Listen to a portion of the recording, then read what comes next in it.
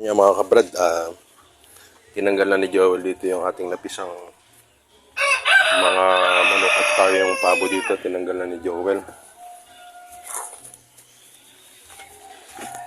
Ito na lang inaantay natin, ito, mapisa. Itong dalawa rito sa baba.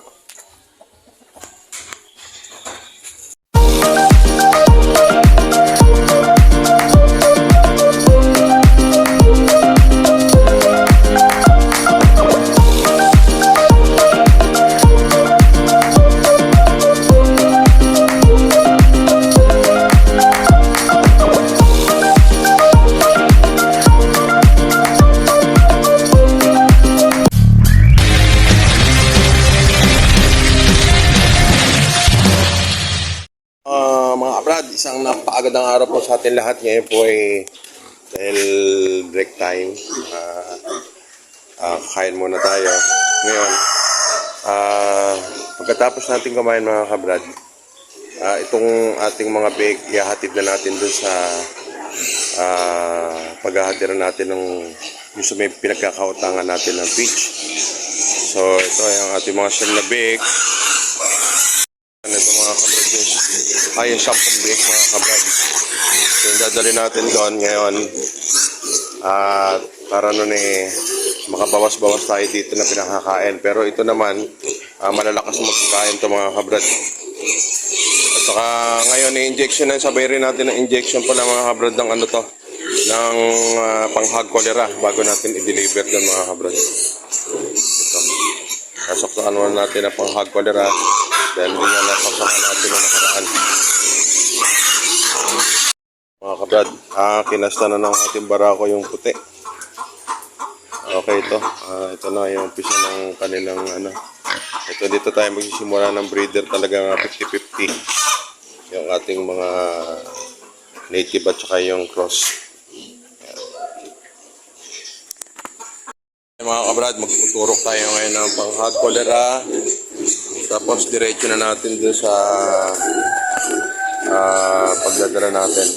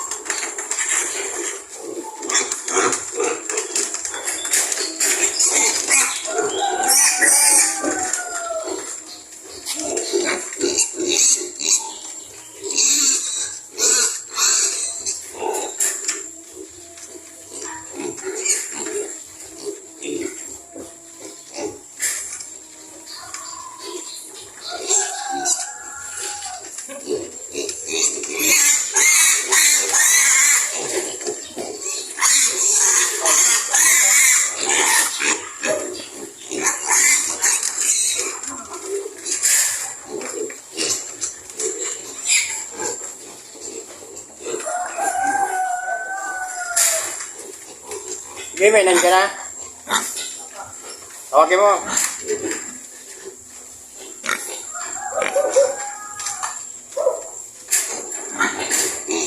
Meron na sa siguro yan, no? Alin? Yung isa na yun, meron siguro.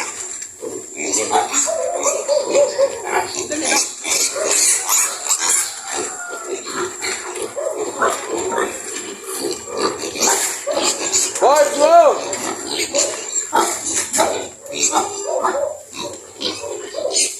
Dali lang.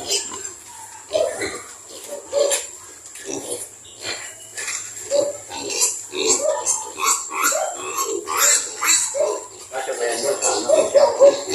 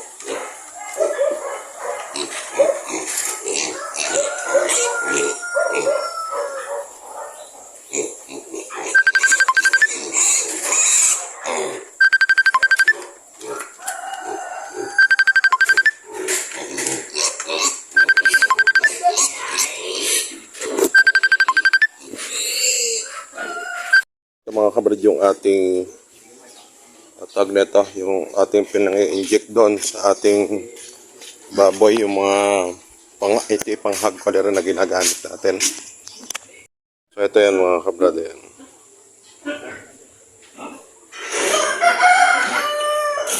Ito yung gagamitin natin pang-inject.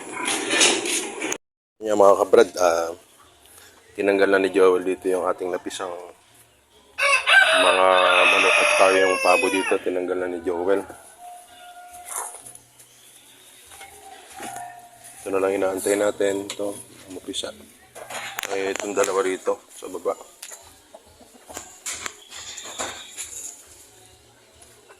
Kaya ni Joel na gayon.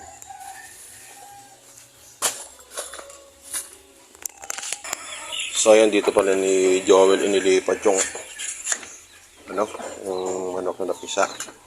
Ito dito. Yung isa naman dito, inawat na inilagay na doon sa ating brooder mga kabrad.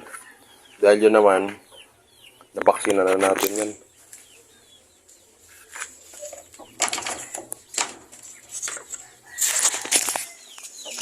So dito nilagay ni Joel.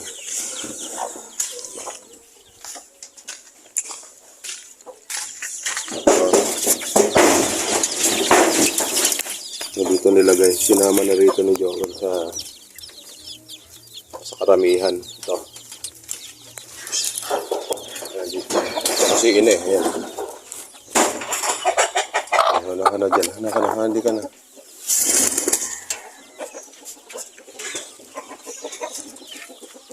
Ayan yung ina. Kaya umiikot-ikot pala rito. So yung ating mga pabo mga kabrad, dito naman inilipat ang Joel. Ito, dahil kanina umaga hinatid natin itong brooder. Yan nasa bahay, kaya dito na natin nilagay. Para ma-safe yung ating mga pabo rito. Nagkaroon siya ng 8 cc mga kabrad.